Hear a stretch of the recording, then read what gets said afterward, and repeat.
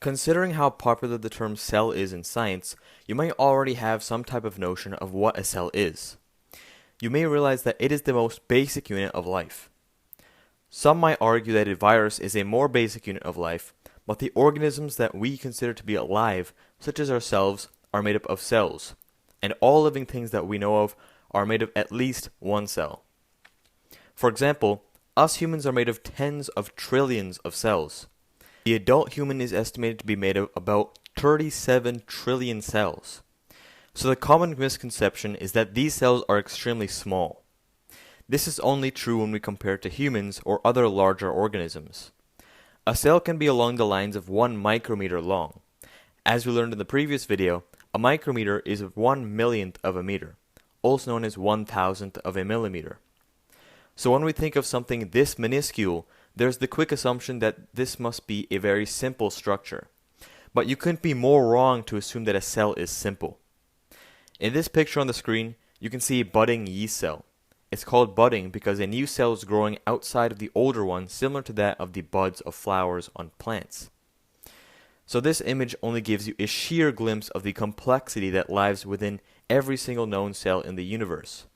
In future videos, we're going to begin to analyze different types of cells and the individual structure parts inside of the cells, which are called organelles. We'll begin to see that some cell compartments are only present in certain types of cells. So all cells are surrounded by an outer layer which is known as the cellular membrane. This membrane is what separates the cell from the outside world. It kind of gives the cell its shape in some way. And then in general, the things inside of the cell membrane is known as the cytoplasm. You might also hear the term cytosol, which is similar but not the same. The cytoplasm contains the parts of the cell and the fluid, while the cytosol is just the fluid.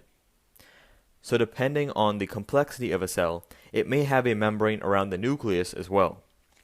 The nucleus is often known as the control center of the cell and is basically what commands the rest of the cell. So a membrane-bound nucleus is not a common feature to all cells. One important thing to point out is that while the cytoplasm includes most of the things inside of the cell, the things inside of the nucleus are excluded. These things would have a different term, which is known as the nucleoplasm. We'll go into more detail on all of these terms in the future, so you don't need to worry about memorizing all of these terms just yet. One thing that is common in all cells is the ribosome. All cells are filled with thousands and sometimes even millions of ribosomes. All of the tiny dots that you see free floating within the cytoplasm are ribosomes. So you might be astonished at how small these ribosomes are compared to the already microscopic cell.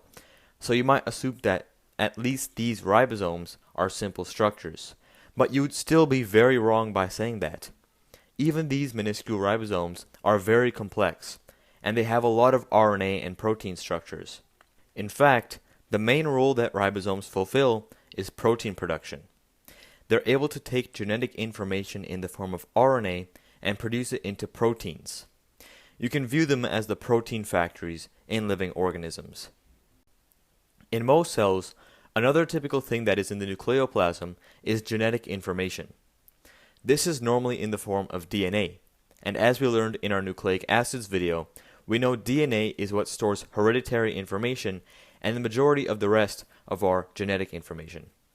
The reason I say that most but not all cells have genetic information is because even in our own bodies, mature red blood cells don't have DNA anymore, and there's many other cells that do the same thing. But for most cells, they need some sort of genetic information which is stored as DNA. There are mainly two types of cells. These are known as prokaryotic and eukaryotic cells. The eukaryotic cells are cells with well-defined organelles as they are enveloped by a membrane. The prokaryotic cells do not have as well-defined organelles, and the DNA in prokaryotic cells is mainly free-floating within the cytoplasm, while other eukaryotes have theirs within the nucleoplasm for the most part. So the last thing that I want you to continue to appreciate is the sheer size of all of these things. Like in the previous video, we found out that 20 to 30 cells make up the thickness of a hair, and with our eyes, it's already difficult to decipher the width of a human hair. And now, even at such scale, we're able to get a glimpse at the insane complexity inside of these cells which they use collectively to sustain themselves.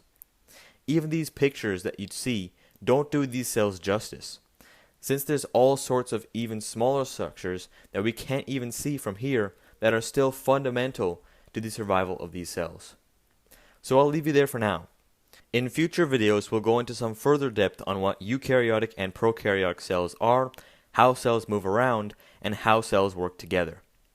But for now, I thank you all for watching.